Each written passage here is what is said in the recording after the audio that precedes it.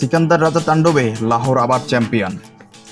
সকালে ইংল্যান্ডে ব্রেকফাস্ট, দুপুরে দুবাইয়ে লাঞ্চ, আর রাতে লাহোরে ম্যাচ জিতে রাজা হয়ে ওঠা সিকান্দার রাজার নামেই এখন পিএসএল এর গল্প।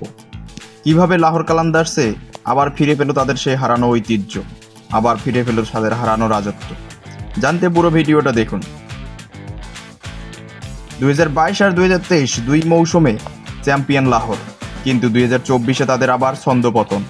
তবে 2025 সালে এসে আবারও সিংহাসনে বসেন শাহিন আফ্রিদির দল। ফাইনালে কোয়েটা গ্ল্যাডিয়ার্সকে 6 উইকেটে হারিয়ে লাহোর দেখিয়ে দিয়েছে তারা কেন পিএসএল এর ইতিহাসে সবচেয়ে সফল দল। ম্যাচের একটা সময়ে লাহোরের জয়ে দূরের স্বপ্নই মনে হচ্ছিল। নাইম, শফিক, রাজাপাকচা সবাই ব্যর্থ। শেষ 3 ওভারে দরকার ছিল 47 রান, যেটা আকাশ সমান। কিন্তু তখন নামেন কুশাল পেরেরা ও সিকান্দার রাজা। খুরাম শেহজাদের ওভার থেকে আসে 15 রান। এরপর মোহাম্মদ আমিরের ওভারে পেরেরার ঝড়। শেষ ওভারে দরকার 8 রান, আর তখনই ছক্কা 4 মেরে ম্যাচ শেষ করে দেন সিকান্দার রাজা। মাত্র 7 বল খেলে 22 রানের ইনিংস উপহার দেন সিকান্দার রাজা।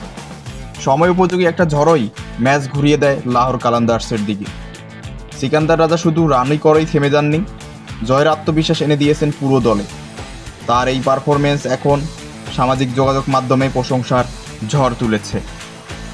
কোয়েটার পক্ষে হাসান নেওয়াজ করেন 43 বলে 76 রানের এক সময় উপযোগী ইনিংস। তার সাথে আবিস্কা ফার্নান্দোও করেন 29 রান। লাহোরের হয়ে শাহিন নেন 3 উইকেট, বাংলাদেশের রিশাদ হোসেন নেন 1টি। তবে শেষ হাসি এসেছে লাহোর কালান্দার্স।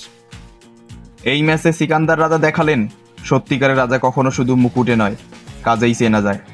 আপনি কি ভাবছেন, লাহোরেই থাকবে 2026-এর চ্যাম্পিয়ন ট্রফি? কমেন্টে জানিয়ে দিন আপনার মতামত। ভিডিওটি ভালো লাগলে লাইক দিন এবং শেয়ার করুন বন্ধুদের সঙ্গে। আর চ্যানেলটি সাবস্ক্রাইব করতে ভুলবেন না পরবর্তী ভিডিওর জন্য।